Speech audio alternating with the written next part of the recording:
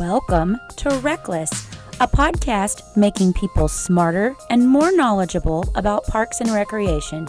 Your hosts are Shane Mize, Jay Tryon, and Tom Venniro, three career-long friends from around the country, bringing their own unique and sometimes entertaining perspectives with a surprise guest each episode. This is RecLess.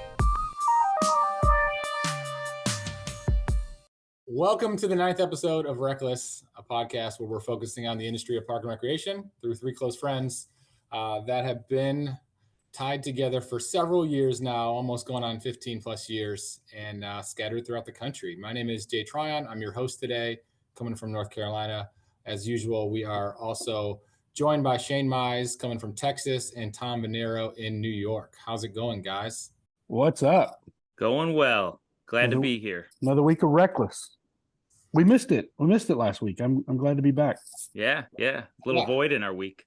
We took a break last week, and it did seem like an odd week not talking to you guys, even though we did have a lot of text exchange. So I couldn't get away from you for a week, even if I didn't get to see your face. Right. That's right. Like we haunt you now. Yeah. Well, now we're in October almost. We're towards the end of September, almost fall time. So as a reference of something Tom did when we had an episode a few weeks ago with Roslyn, Tom asked a question about a childhood memory that you think about fondly. And I wanted to kind of pose that towards the fall season. Is there a tradition that you guys both have in the fall that you look forward to doing every year, or maybe a memory that resonates strongly from a fall perspective? Yeah, I'll lead off. I love the fall. I think it is one of the best seasons, and depending on who you talk to, that's going to be a different answer. You got teachers like my wife who are going back to school, so even though the fall is pretty pleasant around here, it's not necessarily the time of year she's looking forward to the most. But I do love it around here in Western New York. In this area, it turns into one of the most beautiful places you can visit. Jay, you're well aware of that.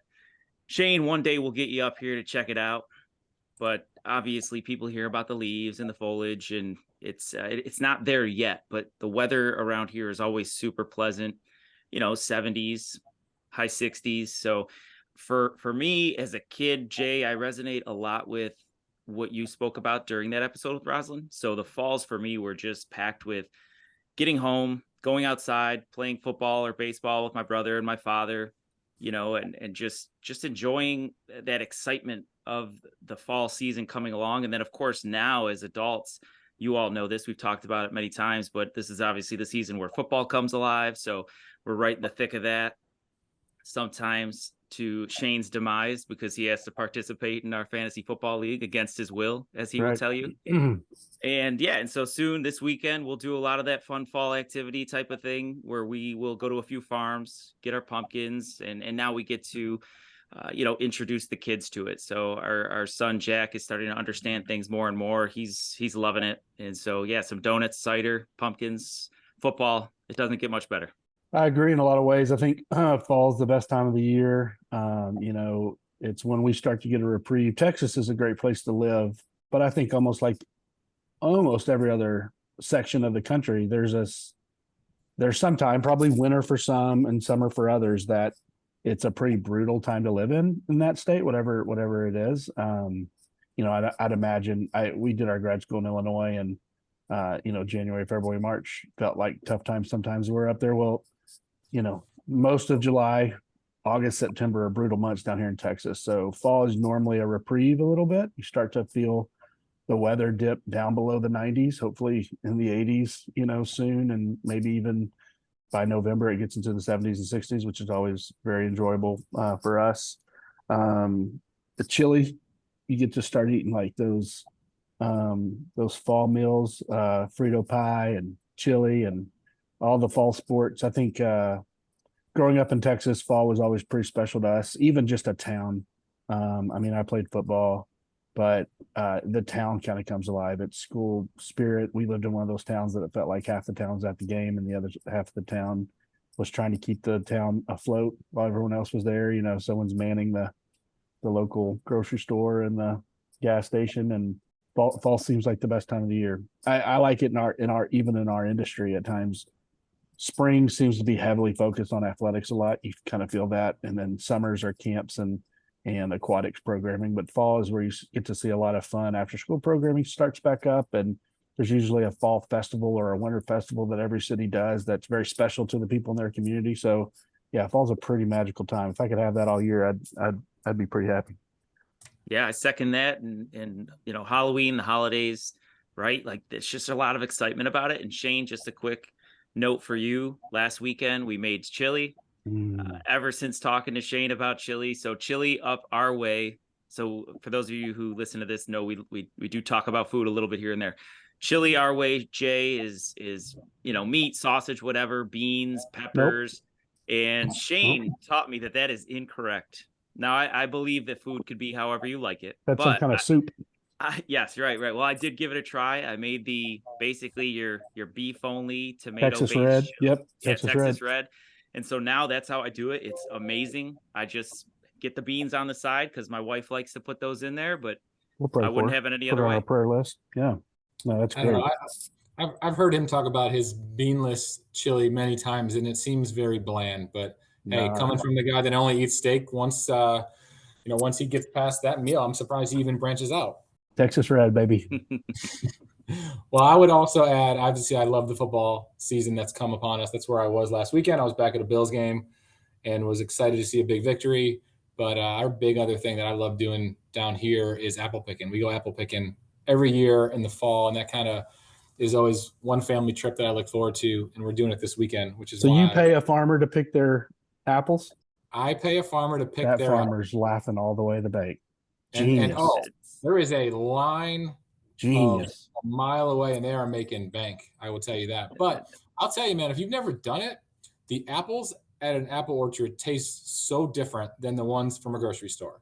I can't tell you why. They taste more expensive because you just paid $20 an apple to pick them.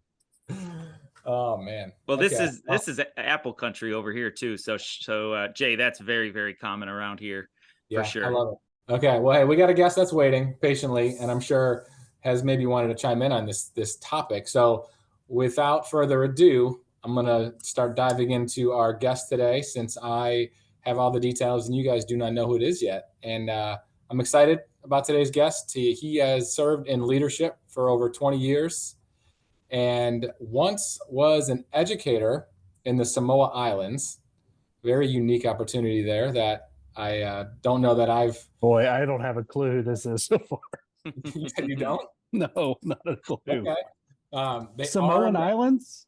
Samoa Islands. I couldn't even tell you where those are. Good thing we're not talking about geography today. That's right. They are a member of the Academy, so it does start narrowing things down for you. Okay. They have been an instructor for NRPA Director School, as well as NRPA Supervisory Management School. They have presented at a variety of educational sessions. We say those a lot, but those groups run in, like, when you say Academy member and you also say, and I've done it too, Director School, or, they teach at one of those schools, it's almost the same pool of people, or it feels close. Well, sorry to disappoint you in my facts. Come on, start getting some. Okay, so hey, how about this? We talked about football last week a lot on our episode with Nile. And, we knew he was a Colts fan. He's from Indianapolis. This person is a big Pittsburgh Steelers fan. Okay, but they do not reside in Pennsylvania. Okay. So, but they have a big following. So they have done a lot of educational sessions, both at NRPA as well as state conferences. And I think I still have you stumped, which is awesome. I don't see any people thinking they have the answer. No. So what I'll do is make it a little bit easier. I have had the pleasure to work directly with this person, and also had this person as an official mentor of mine during a Leadership Academy program in Mecklenburg County. Oh, so he was at Mecklenburg. Yes, correct. And he was an AD there? Well, I mean, you can take a guess if you want, but I have the last fact that'll give it away. So I think I know who it is. I don't know if Tom does yet. Doesn't look like it. No. So today's guest is the director of an agency that manages over 71,000 acres of parkland. His name rhymes with Kirschman. and has over 290 parks. Am I close? You are pretty close. They have recreational facilities that actually receive over 100 million yearly park visitors, which is pretty impressive. So I think Shane's already given it away. Today's guest is the Director of Virginia Beach Parks and Recreation. Please welcome Michael Kirschman. Welcome to the All pod. right. We're fixing to get a lot smarter. Well, I don't know. How's it going, Katie. guys? What's going on, buddy? How what's you going doing? on? Doing good. Good to be here. Yeah. I thought it might be The Rock when you said the Samoan Islands, but Man, the Samoan Islands, man. If Good I could have grief. pulled that off, that would have been epic. Yeah, that was an interesting time in my career. I was there on a 2-year contract working in the American Samoan Islands for the EPA. It was Really? great. That's crazy. That's not anywhere close to anything, right? If you draw a straight line from Honolulu, Hawaii, which is a Okay. 5-hour flight from LA, Right. if you draw a line from Honolulu to Sydney, Australia, it's pretty much right in the middle. wow. Holy fuck. It's the only U.S. soil south of the equator. It's just south of the equator, just before the date line. Man, when I've been saying I want to move to a desolate spot, I've been thinking like West Texas. Maybe I need to go move to American Samoa. If you want to go, I'll tell you some good spots to hit while you're there. Okay, cool. Dude, Yeah, but welcome. you have to eat a lot of seafood if you go there. Not a lot of cows out there? No cows. How they get that big then? Because those Samoans are huge. They are very big people. It's one of the most heavily recruited places for the military and football. And no cow meat. It's crazy. Never mind. I don't want to live there. Well, Michael, thank you for joining us. And I'm excited to have you on here. Obviously, you and I go many, many years back. Yeah. I think, Shane and Tom have, I'm sure, met you throughout the years. But yeah, you are in Virginia Beach now. If you want to give a little synopsis of your agency and the operations you have. Yeah, so in Virginia Beach, a very dynamic city. Fun fact, Virginia Beach has the longest beach of any city in the world. So we have over a 35-mile long beach, which stretches from the Chesapeake Bay around the corner, all along the Atlantic coast down to the North Carolina border. We're the largest city by population in the state of Virginia. Our largest industries are tourism, of course, the military. We have 3 bases here. The big one being Oceana, with a master jet base for the East Coast. So we have Navy SEALs and F-18s flying over all the time. And our third, which people don't realize, is agriculture. So I heard you talking about pick your own. When it comes to April and May around here, 1/3 of the county is all agriculture. It's called the Green Line. There's no city sewer or city water below that line. It's all pick your own strawberry fields and horse farms, and just a gorgeous part. So it's a dynamic city. The Park Rec department, we have over 290 parks. Your typical neighborhood parks, community parks, regional parks. We have 7 very large, very impressive rec center systems, recreation centers around this city. And then we're also the largest childcare provider in the city. So we have 4 licensed childcare centers at 4 of the 7 rec centers. We also provide before and after school childcare to all 56 elementary schools. Wow. And then the other unique thing about this department is we don't just maintain the parklands. We maintain all city properties. Every divided roadway, every highway, every pump house, fire station, police station, the oceanfront tourism area, the city hall, the aquarium. If it's green and growing and outdoors, we do it, as well as all 91 public schools. So through schools, we maintain the grounds of all schools and all their athletic fields. So we have a really, really strong partnership with the schools, which is, in my opinion, quite unique, because as we all know in Parks and Rec, sometimes there can be some friction or challenges between park agencies and school systems. Yeah, So- Michael, Go ahead, Jay. so glad you mentioned that about the childcare, because I know you and I have talked about that before, and I've heard that. Can you talk for a minute? Like, how does your team manage that, the before and after school care for the school district, and how valuable do you think that is for your department? Well, thanks for saying that, because we're actually in our 60th year of providing this service through the schools. So 60 years ago is when it started. It's been an incredible process, and it never became more apparent how vital childcare was than when COVID hit. So I think we can all remember when there was the shutdown, and you're facing a global pandemic, pretty much people understand, okay, you got to close the rec centers. Okay, the libraries are closing. Okay, the aquarium is closed. We have an aquarium here in Virginia Beach. It's one of the city departments. We're closing down all these facilities and the school shut down. Everyone's like, okay, we kind of understand this stinks, but we get it. But what people didn't realize is, schools are closed now. I have no childcare. But I'm a police officer. I got to go to work. Or I'm a fireman, or I'm a nurse or a doctor at the hospital, or I'm public works and I pick up your trash. We're going to just stop picking up trash because I got a 7-year-old kid at home. And so when COVID hit and all of a sudden people, quote, lost their childcare, which is, kids going to school, it became priority number one. And within 2 weeks, we had propped up an essential city services childcare program for fire, police, public safety, and all hospital staff. That's how important it was. Even in the thick of COVID, we were providing childcare under safety guidelines. It's been amazing. I mean, to have affordable, accessible, convenient childcare at your child's elementary school means that our families can work. They can be 2-income, single family, and they know that their kid is in a safe place, and we watch them until 6 p.m. They don't have to leave their school. They can just stay there all day. Don't have to worry about transporting them somewhere else. It has been extremely successful here in Virginia Beach. The only other thing I'll say is my father died when I was 1, and my mother raised 4 kids on her own in Pittsburgh back in the 70s, and she would have killed for this service. But of course, we didn't have it back then. But we're very fortunate here in Virginia Beach to have such an extensive childcare program. So that's why you're a Steelers fan, I guess. You grew up in Pittsburgh. Yeah, born and raised. I Awesome. bleed black and gold. First of all, it's incredible to see what Virginia Beach is doing for its community, and I think in some ways it talks about being ahead of scale, right?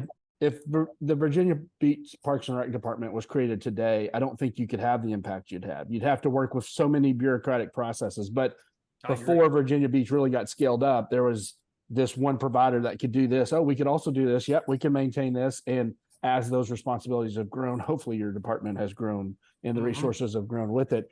Coming from a place like Mecklenburg, who employed people like Jay, what was the biggest surprise coming over to Virginia Beach? Because the things you were listing, definitely, I can see how Parks and Rec got tabbed as the group that would be doing it. But either most cities don't do it now, or most cities have never done those types of things.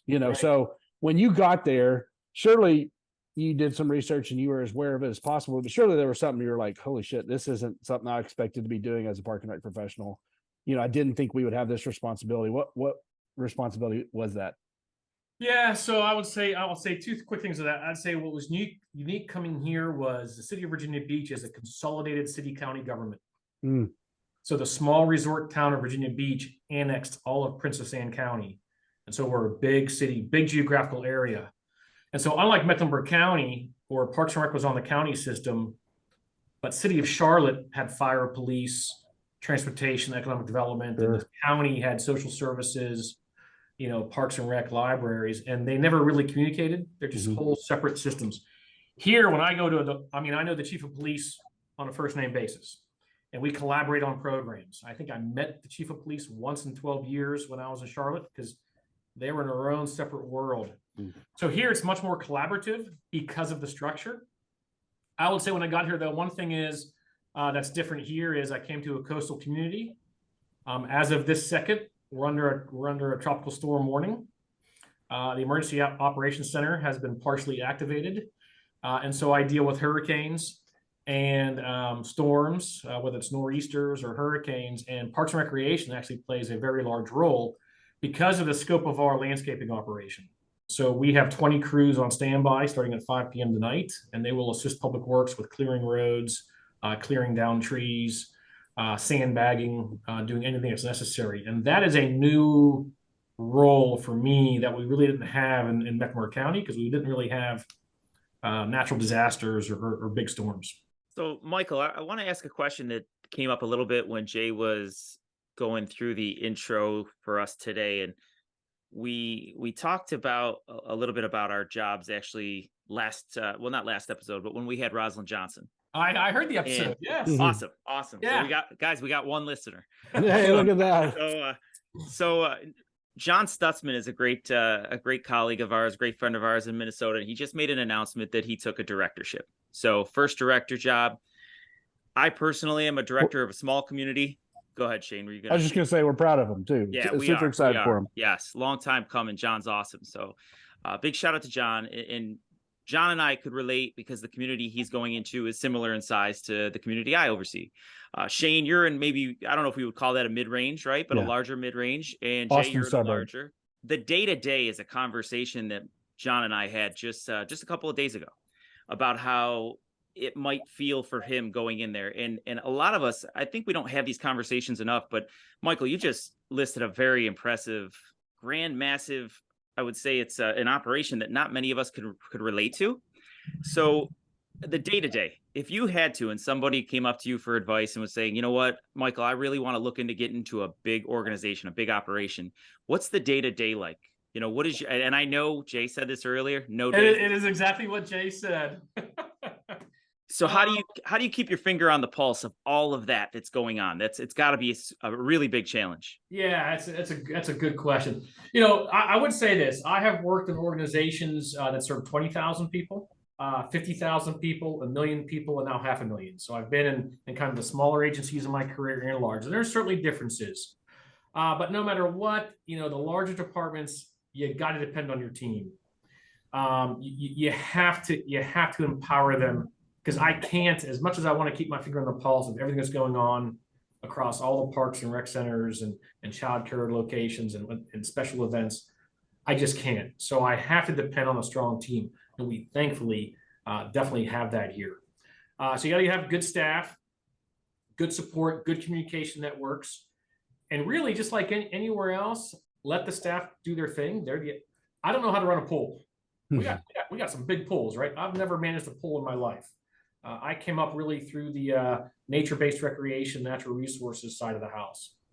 And so I got to depend on my aquatics coordinator to know what they're doing and give me good information if I need to make a decision. And that happens routinely. Other than that, it's really the same as small, medium, or large department. You know, having those skill sets and having what I'd call soft skills, but really the most important skills in terms of leading a department, strategic planning, relationship building, communication, making sure you're getting staff the resources they need, making sure you're telling your story to the decision makers and the elected leaders, and always striving to do better. Because if the department director is not going to push for improvements and push to raise the bar, then the bar ain't going to get raised, right? So always looking to move a department forward, just as a department director would in any size agency. Michael, I got a question for you, and it's you experienced something a lot of us in the industry haven't, and it just came to me while you were talking about culture and how you work with other departments. I don't remember you being there very long when the shooting happened in the public works section of Virginia Beach. That had to be, I think, of Kate Meacham and Allen, and although that was at a mall, not at their facility, they drove victims' families back to that location to pick up vehicles and things. And so, first of all, what was that like? Obviously, you're trying to keep the team together. You're trying to do some triage. It happened like in a city building, which we don't see a lot of, even when it happens in a town. But how do you keep your wits about yourself as a leader? And I don't know, do you focus on the minute things that are happening? Do you raise above it? Do you get to a really high level pretty quickly? Like someone's got to be away from the fray to be able to lead. I would love to hear what you went through in that process, because very few people will ever have on this pod has ever gone through that, right? And you hope they never have to, right? But if someone did, I think it'd be beneficial to know what you did. So 5/31, May 31st, 3.5 years ago was probably the darkest day in Virginia Beach. 12 people lost their lives that woke up that morning thinking they were going home that Friday night, right? Incredibly tragic. We had a city employee at the end of the day got to their car, retrieve their firearm, go into a secure building, and start doing what they did. It was the darkest day, and it is still cloudy around here. Probably not over it yet. No. Yeah. So we all received quite a bit of training from the Justice Department and FBI following the mass shooting. Unfortunately, there are federal programs that come to assist because there are so many of these incidents. And they told us, they said, look, you got to understand, this has impacted your workforce, and you have 7,000 full-time city employees. All 7,000 are impacted by this, are traumatized. What they told us at that time was, you will likely have 10% of your workforce never recover, never fully get back to pre-incident health or state of mind, or just, being able to move forward. And you'll have many people that will take many, many years. We had a lot of people in that building, a lot of public works and public utility employees and IT employees. That was a very large building where it happened. It is currently getting ready to reopen. And then you go through times of what's called trigger episodes. So on the building anniversary, anytime the press has another report about it. We're currently planning and designing the memorial. That's finally under design. For closure too, I imagine that, is that helping? You're helping with that? For some, Yeah. For others, it will provide an outlet and a source. The design is incredible. I watched the meeting yesterday. The Park and Rec capital planner is on the planning team, as well as family members of the victims and many people that were impacted are on a planning committee with a national consultant that's putting it together. And so, but you have these trigger events, right? And so emotions can go up and down. It has changed city policy. I tell the story where, you know how sometimes people can make, it looks like you're holding a gun up and say, hey, Sure. how's it going there, Chad? Yeah. This gun thing. Can't do that now, right? As a city employee, you cannot do that. Wow. The other employee might take it as a threat. And guess what? We have a zero tolerance now for violence in the workplace. Yeah. The Shooter McGavin, Happy Gilmore, like, that's exactly right. right. So Yeah. exactly like for people that can't see what you're doing that are listening. Right. Yeah. That's that. Yeah. So we had an employee that would do that all the time. Post 531, an employee said, I don't feel comfortable, and that's the end of that. And so you have what's called, what I would call like a hypersensitivity. People are rightfully afraid, very fearful of their safety at the workplace, because you expect to be safe in schools. You expect to be safe at work. You expect to be safe in your home. And when that safety is violated, it really can change your outlook on life. And so we have, it's been years now, but the recovery is still going on here. Park and Rec played a large part in the recovery. The day it happened, it was a Friday afternoon. And I remember Saturday morning, I was actually arrived at my daughter's piano recital. And as I was walking in, I get a call, and it's like, we need you in the Emergency Operations Center right now. Because they had set up the reunification site at a school, but they needed it changed by Sunday because school was going to open. School had to get back to school on Monday. So where did they go to? A rec center, right? And so it was Park and Rec doing that. And then we were involved in many ways throughout the immediate recovery, let alone the long-term recovery. So it's a very tragic event to go through, especially when it happens to you. A lot of times it happens in cities, and you're a city department responding to something that happened in the city. Sure. We get city departments having to respond to the emergency, but yet they're the ones that are impacted also. So yeah, I have many staff here who personally knew some of the victims and still cannot talk about it to this day. Sure. I can only imagine. You hear words. We had something happen in our family recently, and we've heard people say things about new normal or post the tragedy, post the traumatic moment. And the person is trying to do some sort of justice to you by saying that. But really what they're saying is that moment of whatever Shangri-La that you used to have, you'll never not have that again. Like there will always be, some public works employee could be out on the street and a car backfires, you know what I mean? And that is what quote unquote new normal actually looks like, which is they can't hear that without being triggered. Oh, without a doubt. Yeah. Some people's scars are deeper than others. We're gonna have a police officer even come here to the building to meet with somebody. We tell the entire building there's going to be police in the building tomorrow, but here's why. They're coming for a standard meeting, right? I know that I think it was about a year later, the police chief was retiring, and to give him a send off, like 100 police cars lined up along the road with their lights on to see him out, on his last day. And staff were like, what is going on? Staff, some staff were triggered, right? They didn't know what was happening. And so again, you just have to be very sensitive to where people are, and it's not life as normal, right? You got to think about how people are going to react to certain things, and you can't as a leader, you can't sit there and say, "Oh my goodness, it's been years now. Get over it." You just you can't do that, because some people never will get over it, right? That was great. Sorry to take it there, but I just thought you had some clarity on it that no one else would ever have. Well, it was interesting. I after that, I talked to the director out in Las Vegas.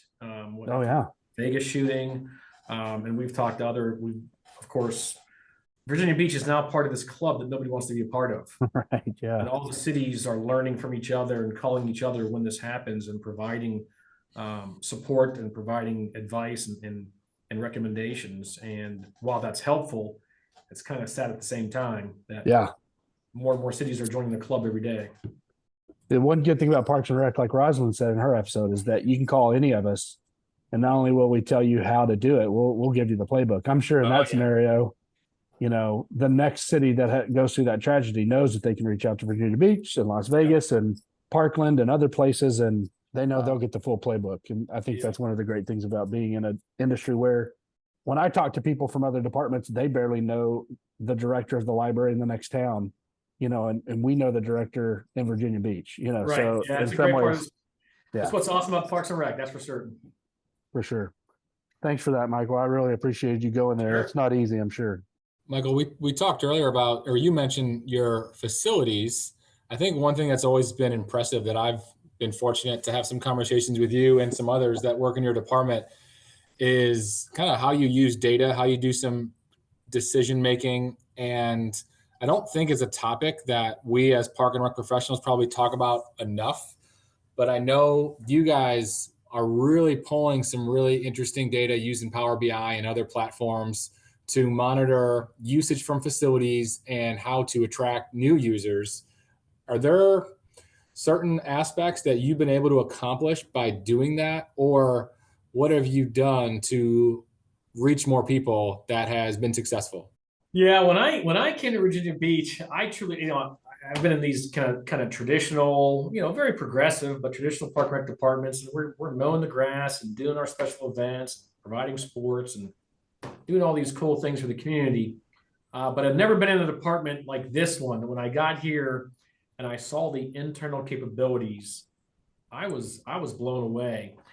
So we use Power BI in a lot of different ways. We have the internal support staff that know how to capture the data.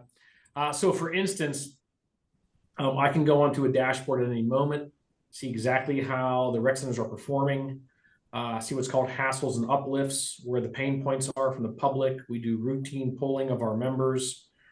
So a great example is, we can train our staff at the front desk of a rec center, and we can show them that when they don't smile and greet people upon walking in the door, that the referral rate drops, which means the net promoter score in terms of, would you recommend this place to friends or family, right? So we can show through the data that when one thing drops, so does this drop, and we can make the connection and say, look, this is how important it is. And we can show that in the data. We can do behavioral mapping, where if you come to us as a member and you are so-and-so age with a kid such and such age, and you sign up as a membership, we can tell based on previous people that have signed up at your place in your life and your age and your kids, what your second purchase with us will be. Really? So we will hit you with a coupon before you even think about this service. We're going to send you a coupon saying, hey, we do birthday parties for 9-year-olds if you're interested. Oh, wow. Gee, my kid's 8 years old. I should think about this. Awesome. Awesome.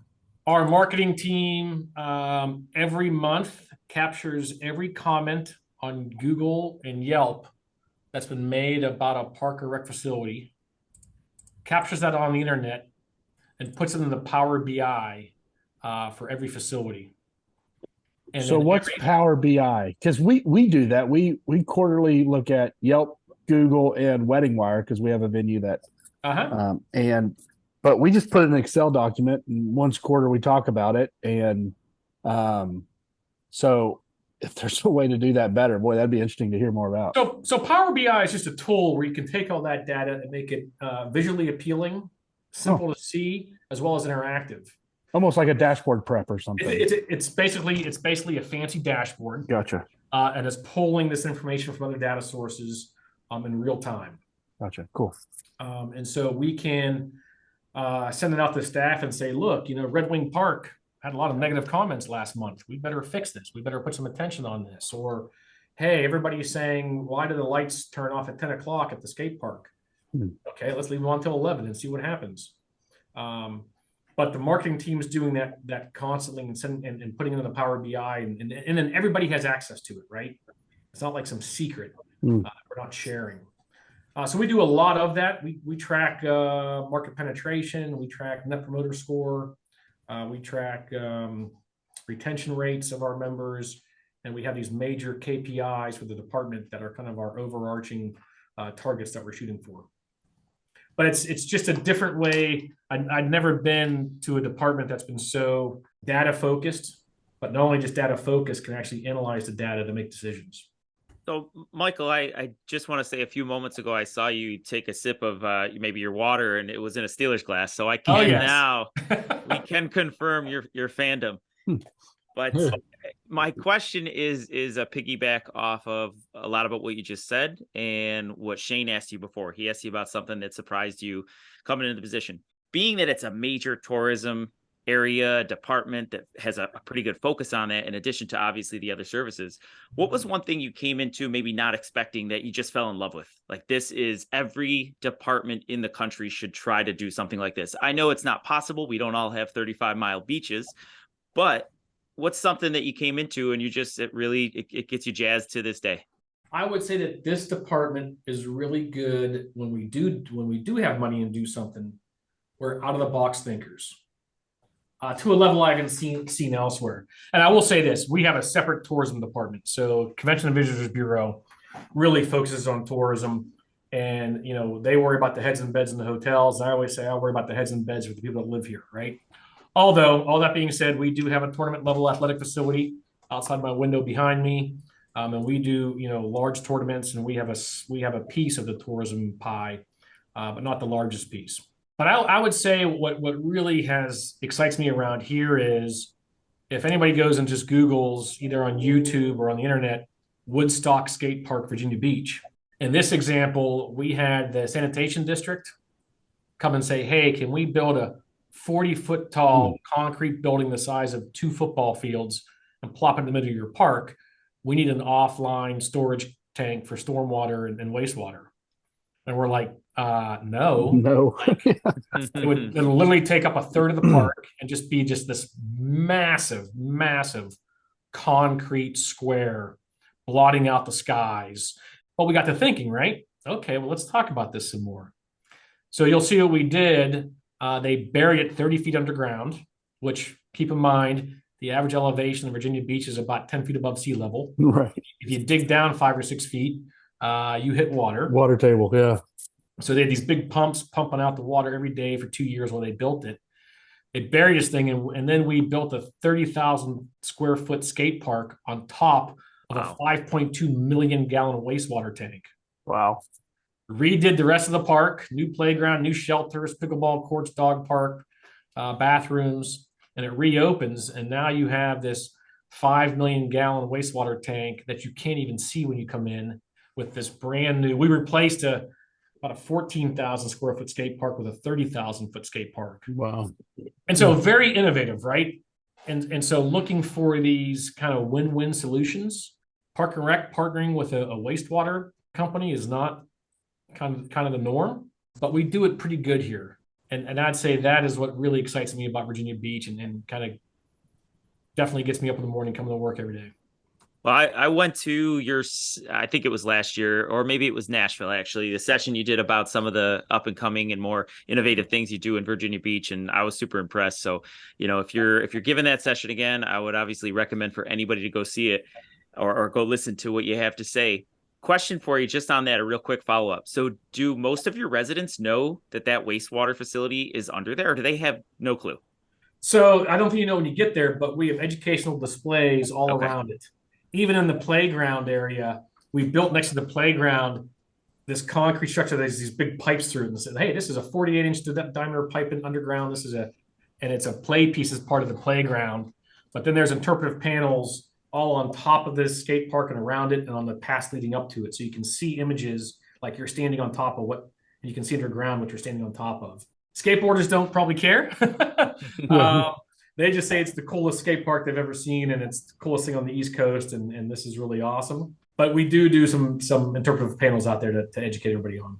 Did your natural resources heart die a little through that process, or were you okay knowing that? Because we've talked about this before, we all come up through different parts and Rec, right? And it's I said, and I don't know if my librarian will ever listen to this, she'll probably correct me, but I can't imagine there's many different variations of being a librarian before you're running a library department. Like, you probably know the Dewey Decimal System throughout, but you've never done aquatics. I've never done aquatics, right? And I haven't done a lot of natural resource management either, but you kind of come up making your bones in one way, and then all of a sudden you're a director and you're managing a bunch of stuff you don't necessarily have a lot of history, but you specifically do have a lot of history in natural resource management. And so, projects like that, when you were a natural resource person, you probably would have fought a little bit more, but as the director of the department and the greater good, maybe you see that overall it benefits another department and a skate park and a recreational space. And are you able to put your first love or what came into this field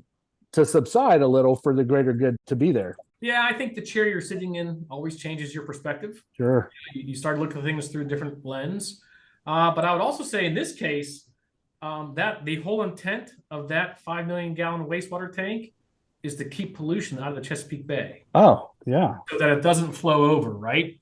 Yeah. And so there's multiple public outcomes. Now, we didn't want a 40-foot long structure in the middle of a park impacting all the social health benefits of a park.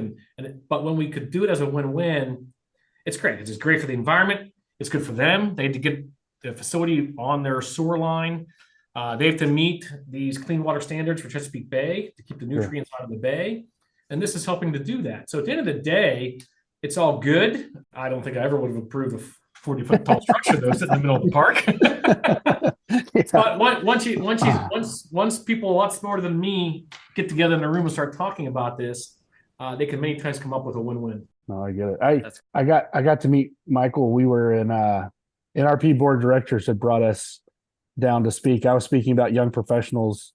Michael was speaking about natural resources in some way. And I remember Michael speaking so well, so educated, like had a great temperament the whole time. And then I went up there and like lost my mind. I just like blacked out. I don't even remember. I would actually love to hear your interpretation of my rant to the board, but like I remember saying I'm from Texas and I'm only worried about pissing off one person because Joe Turner was here from Texas. And then I just blacked out, and no one talked to me the rest of the day afterwards. But that's where I was like, okay, I might have overstepped. And it was worse going after you in some ways. But that's how I knew you were a natural resource guy was, your discussion with them at that time. Yeah, I started my career doing, bird walks with the public and taking kids on what we called swamp stomps, take them down in the swamp and catch frogs. And it was probably one of the best times of my career. Is our industry doing that very well? I mean, there's a lot of guys like me and Tom and others that probably don't have a lot of natural resource background. All of a sudden, we're directors of small to medium-sized agencies, probably don't have a Chris Matthews type or a J. Cole type that had made their bones, or Michael Kirschman who had made their bones in that side of the industry. And our departments probably don't even have that. We're expected to just do a decent job of maintaining natural resources without, other than a couple NRPA sessions, really knowing how to do that. Is that something you think our industry could do a better job at? I do. I think there's even good data out there on that through NRPA that talks about, I forget the last thing I saw, 30-40% of departments, have natural areas, have nature parks, but don't have any natural resources staff. Yeah. And so they'll have the people that really know how to manage a ball field and maintain it up to par so that it's fertilized and mowed and aerated and really maintained, but they're not. In natural areas, you can maintain it, literally 1/10 the cost of a manicured area, but natural areas do need maintained, right? Or they will degrade either through invasive species or encroachments or change in erosion. And I believe that as a steward of the land, if we're not maintaining our natural areas at all, we're actually doing the public a disservice because we're letting those assets decline over time by not paying attention to them. Again, you can do it for 1/10 the cost or even less of the manicured areas, but you got to put some Yeah. resources, and resources equal staff positions and money behind it, or you will. You're kind of just letting that. And we would not let a rec center degrade or an athletic field degrade, right? Right. So yeah, and I do think when it comes to nature-based recreation, some departments do it really good. Others struggle maybe. But if you look at any of your public surveys you put out, if you do, random household surveys or survey the public on what they want, it's interesting. Everywhere I've been, when you ask, hey, do you want nature-based recreation? Do you want kayaking programs or bird walks or nature walks? They always rank higher than traditional programs. Even things like athletics, things like childcare fall below it in terms of need. And so if we're going to be a responsive departments and give the public what they want, we got to look at that data and, make sure we're providing that to some level for the public. Yeah, we have a lot of good intention. Stay intention. relevant, if we want to stay in the public's good graces. Yeah. I think you've got a lot of good intention rec professionals in the park and rec industry who grew up doing some sort of programming, whether it was events or camps or, day-to-day programming. And you see a space and you see the beauty of it being naturally maintained. And I see a space and I'm like, let's mow that down and we can have a wiffle ball tournament out there. Yeah. Right. Yeah. So, yeah. And everything in balance, right? Sure. You need both. You need, manicured grass areas for special events and sports and people to run around and fly kites and catch football. And you also need natural areas for families and kids and adults to enjoy as well. So it's really that balance. And if we don't have that mindset, probably to our detriment as an industry, then our constituents and our politicians that we report to definitely don't, right? So not only do I see an empty field that we could do a wiffle ball home run derby, probably so do the majority of my council members. And so if I can't articulate why it's also good to have that balance, we become a department with 1,600 acres of parkland and every acre is right. Yeah. Programmed on. Yeah. You end up serving just one user group, right? At the expense of others. What other resources would you recommend for us and for listeners that want to enhance the natural resources programming aspects for their department, but just they may not have a division or a team that is made up with that expertise? Yeah, and that happens a lot. And what you need to do is really over time free up those resources. So if a vacancy comes available and you got to, I'm just making something up here. Say you got 5 full-time staff doing special events, right? Yeah. Do you need 5? But you're doing 0 nature-based recreation. Maybe you divert one or start with a part-timer or partner, right? Look at some of your nonprofit groups, look at some of your neighboring agencies and see if they can come in and do programs on your property. We do that all the time. If we don't have the expertise, we typically, we don't have a karate expert on staff. So we're contracting out martial arts, right?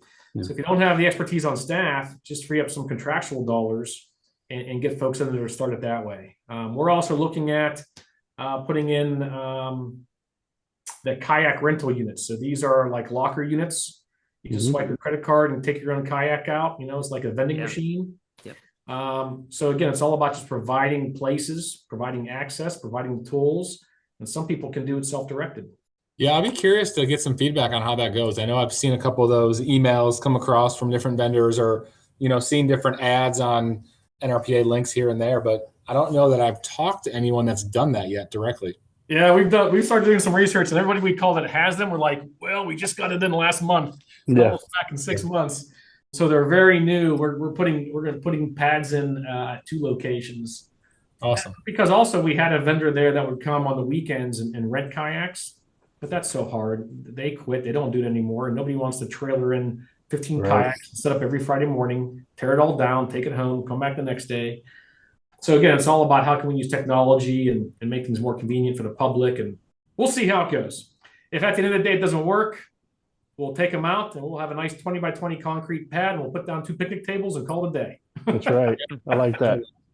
Yeah, I think Chris Nunes did something like that too in the Woodlands. I remember him talking about. Oh, that's good to know. I'll give him a call. Yes, if you want to give him a call, and I remember a conversation talk. It's kind of like the scooters, right? Like it's a different concept, obviously, in more of a natural space. But hey, those scooters seem to work in a lot of the cities that we go to. I was going to say, Chris always boathouse shames me. He's got this really large kayak boathouse, and we posted ours one time on social media, and I haven't heard the end of it. Every time it's like, oh, that's a nice little boathouse. I'm like, shut up, Chris. One of the things that just talking to you and seeing and hearing how much y'all have going on, it'd be very easy, I think, to just stay plugged in, to always be attached to your phone, to always be managing something. I'm sure something could be going on at midnight, 1 a.m., 2 a.m. in your facilities. And so work-life balance has been something we've asked other people about in the past, but in a department as big as yours, serving a community as large as yours, and doing as many diverse things that y'all are doing. I mean, even the things with the schools and everything else. How do you find some sort of work-life balance if you believe that's something that you should pursue? And, what do you do to like just take a break? Some people need that hard cutoff. Like, I want to end my day, turn the phone off. And me, I'm more of a work-life blending, So if I need to leave in the middle of the day for an hour to go see my kid, my boss doesn't care. And my job gives me that flexibility to do, right? But I also, I live at the beach. So that kind of helps. Yeah. I can go to the beach and sit and watch the dolphins go by and take a book. And Sunday mornings, my wife and I have started a routine. We'll get up and go through our local coffee, get a coffee and a bagel to go to the beach and have breakfast on the beach on a Sunday morning. Next week, I'll actually be presenting next week up in Vermont at their state conference. Cool. But I took 5 more days off afterwards. And we're going to hit New Hampshire, and we're going to do 4 days in Acadia National Park. And so it's really finding those times and finding those opportunities to explore. Of course, when I'm not at work at the local parks, what do? I go to other parks to relax. But that's just what we do in this field, right? It's finding it. It's finding the balance that works for you. Can you go to your own beach and not look at something and be like, damn it, we're missing something? Can you relax on your own facilities? Or are you able to move your head in that space? I can at the beach because the beach we're not responsible for. Okay, that works. So actually, the lifeguards on the beach are run by EMS, actually, which is kind of cool. And then we have all the indoor pools. I don't know if I can really relax at any of our parks, right? Because I'm taking a picture of some trash or taking a picture of food's fixed and shooting it off to the maintenance staff, or I'm talking to patrons and seeing how their day is. But I can easily do it if I go to one city over and go to their parks. Yeah, absolutely. Yeah. Cool. Michael, follow-up question. You said you're, going to visit some trips or locations in Vermont, New Hampshire. Obviously we're familiar with all the parks here in North Carolina and now in Virginia Beach. When you have gone in the past to different like state associations or national conferences, are there certain parks or facilities that stand out that you would recommend someone if they're going to that city? So I don't know, in Texas, obviously, like huge state, we've been there before for different conferences. Is there an amenity or a feature that like, oh man, if I ever go back to Texas, I want to go back to that park or that facility? I think one of the most impressive transformations in park facilities that I've seen is Greenville, South Carolina. The Swamp Rabbit Trail? The Swamp Rabbit Trail, but the Falls Park right downtown, and how that pedestrian walkway that they have across the waterfalls, and the way that park and the evolution and how they tore out a road that used to go over it and bury it and hide the waterfalls, how that has transformed that city is just amazing. I think that's one of the coolest downtown parks anywhere in the country, and they've done a great job. That's my number one place right now. That's a great answer. I'm not sure if Tom or Shane have ever been there. It's only about an hour and a half south of Charlotte, so I've been there multiple times. I'm actually going there in a couple of weeks, and it's an incredible property that is literally the heart of downtown, but makes you feel like you're nowhere near a city. I don't know that a lot of facilities or parks can really always do that, but it literally, like, you can be on Main Street in downtown and walk 200 feet one way, and you're going to feel like you're in the middle of a forest. It's gorgeous with water going through it. For a town of that size to have that vision, just Google Greenville, South Carolina, and you'll see images of the Falls Park and they've won all kinds of awards. And then the private investment and the economic growth that place has experienced since they've done that is just out of this world. It brings me a follow-up question. I think we all probably have somewhere in our notes app or something, parks we still want to see, like bucket list parks. Give me 3 to 5 of your bucket list parks you've heard about, maybe you've researched, you heard about in an article or maybe even a presentation, but you haven't gotten to go to it yet. And you would maybe even plan a trip around visiting that park somehow. For the big ones, it'd be Glacier National Park. It would be Yosemite National Park. And of course, the Big Five in Utah. Had a trip to Utah one time, and my mother got sick right before I left. I had to cancel the trip, unfortunately. My mother turned out to be fine, which was great, but I missed that opportunity, and I never got back. She owes you a trip. Yeah, exactly. Those are some of the national parks I'd love to see. There's a lot of other. I've never been to Central Park in New York City. Would love to get there and experience Central Park on a gorgeous, maybe fall day, right? And walk through there, the architecture, the history, some iconic spaces like that. Have you ever been to the High Line? I've not been to the High Line. I've been to the 606 though, in Chicago. Dallas has got a great park that you're starting to see more of now, deck parks, where parks that go over. Sure. Yeah. Yep. Clyde Warren will be a park that anyone that's at NRPA hopefully has a chance to maybe go check out. The other one I was gonna say was Boston Commons. Oh yeah, I actually have been there. That's incredible. Yeah. Now keep your eye out though. Here in Virginia Beach, City Council just approved moving forward on developing what's called Rudy Loop. It's an 8 to 9 acre undeveloped surface parking lot area at the south end of our boardwalk. It's probably the most expensive real estate on the East Coast. It was going to be slated for future economic development. They've acquired these properties over many decades, and they just approved to turn it into an iconic world-class park. Oh, and wow. the process will be spearheaded by none other than Virginia Beach Parks and Recreation. Hey, that is awesome to hear. Awesome. So if you just Google Rudy Loop Virginia Beach, you'll see some of the articles. And we'll be presenting the City Council next month on next steps moving forward. But that's going to be really exciting to design and be a part of the development of a world-class park at the oceanfront. Maybe the pod could be invited to grand opening. What do you think, guys? Done. No problem. All right. We could do a live episode there. Yeah. Right. About 4 years out, probably. Before That's fine. There's no way we don't have 4 more episodes in this, to be honest. I was going to say, you think we're going to make it that long? I mean, it could be a reunion tour. That's right. There you go. There you go. Well, Michael, I appreciate, and we all appreciate your time Yes. today. This has been fantastic. It's always a pleasure talking to you.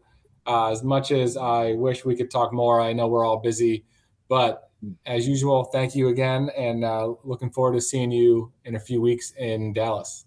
Well, thanks for having me. This was great. Good seeing you guys. And yes, I'll see you all in Dallas next month. This was great. Yes. I've used your name multiple times as a name to grab. Like when I'm using an example, like, oh, we'll get Kirschman or whatever. So I can't use your name anymore. This is great. Well, it was great Thanks. being here. Thanks, Michael. Thank really you. great talking to you. Thanks a lot. Have a good week, Good everyone. seeing you. Yeah, Thanks. you too. Awesome. Well, hey, I think that was really unique. So we've had a lot of different guests that have a strong recreation background, and obviously his background is very different. And I think that's a really great topic to talk about because we don't, I know as much as you guys were talking about it, we don't dive into as much nature programming as we probably should. Knowing that there is a demand for it, and there always is, but you're only going to know about it unless you're consumed by it and internally in your world. And it's just we're so heavily driven into the sports and the camps and the activities that it's not always on the forefront of all of our discussions. Yeah, you gotta diversify your programming too. So finding different ways and realizing that those opportunities are out there with the resources you have, even if you don't have some of those financial resources that I think we all would like. Michael said there's opportunities for you to have whole departments on this, or just a team or one individual who's dedicated to that type of programming. For us here with a smaller department, so anybody out there, Shane, you mentioned this.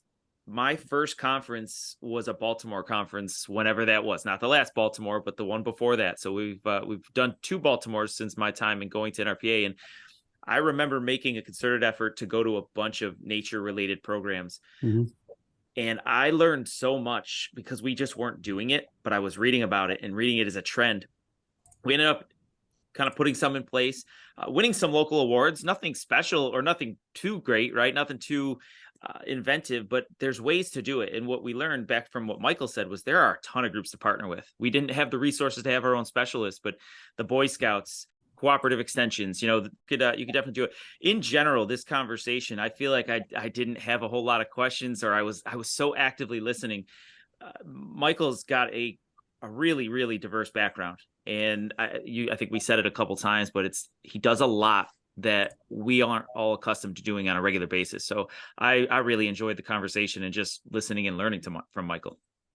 I'm wrapping up my time on the program committee, and at one point when you're a program committee, they put you on different subcommittees, and at one point I was on a natural resources type subcommittee with Jay Cole and Chris Matthews, and I was woefully, as far as when you're looking at my experience and theirs, I was woefully under experienced compared to what they do in the natural resources side. But I remember walking away from some conversations with them where I thought, if not me, who? Like, I'm the director of this department. If I'm not the one trumpeting the importance of natural resources for Pflugerville, who's going to do that? And if someone's doing it better than the Parks and Rec department is, it's kind of an indictment on your department to begin with in some ways, unless they're a strong partner of yours. And so, yeah, it was good to be on the call with Michael and to remember his roots and what he was passionate about that got him into this field. Hopefully it didn't get too macabre there in some ways, but I thought once I saw it was Kirschman, he experienced something very few of us ever will, thank goodness, and hope that no one else will. He didn't talk about it, but he wasn't there that long, if I remember. I mean, he had only been there for a couple months or maybe a year, and that happened, and he's got to be the rock for that group, at least at times, and I'm sure he did a great job with it, but his perspective on that was very interesting. Yeah, I remember it was the following year that, he mentioned it, him and Greg from Las Vegas did a session at conference. Yeah. And it was, a combined effort between how the two departments handled that tragedy. And, it's not something anyone ever obviously plans or thinks about going through or wants to go through. And, to be able to get your team together after that is a feat that, it's unheard of. So that's, an experience that he'll never forget. Very interesting how plugged in. I mean, and we all strive to be that way. To have a department that matters that much to a city, that you're a key component and a key partner in schools and in roads and streets and public works and quality of life and beaches and obviously economic development.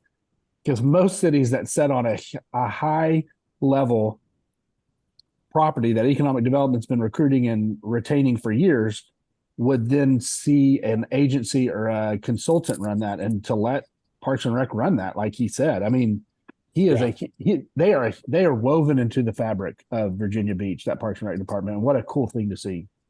Yeah, it's funny. I've actually ran into some residents when I was at like different sports tournaments or on vacation places. When you catch someone and you talk to them and you're like, oh, where are you from? And they'll say Virginia Beach. And, obviously I have ties with him that I've known, and I'll mention the Park and Rec department, and they're always like, oh, we love this facility. Yeah. We love it. Like, everyone has always said such positive things. And it is like interwoven in like everyone that's in the community. It's not just because you have kids. It's not just because you like skate parks. It's like, it is all facets of life in that area. Like, they touch on something. It's great. Yeah. They're providing quality of life to everyone in that community. Man, what a great pool, by the way, Jay. Yeah, what a great job. Great guests. Yeah. And I think Michael was being modest. I would assume he was. He's a very modest guy. But that question I asked him about his day-to-day, right, and being plugged in, I mean, listen to the passion he has, right? And that's got to be hard to be as in tune and plugged into an operation that large, right? So to answer that question, I understand that's almost impossible. But to the point of what you were just saying, I mean, it's very impressive what they do. And I know he didn't say that. He kind of said he's going to let the hotels worry about heads and beds. But at least our mindset here, even in a small community where we have a little more control over that, is I want tourism here. I want every neighboring community to come here and say, you know what, we may not live here yet. We want to live here, or we want to visit. And for Michael, I got to imagine it's one of those, you know what I mean? When even though the tourism, it's not the people necessarily who live here, they're experiencing what he's putting out there, and they're putting them on the map even more. Yeah, absolutely.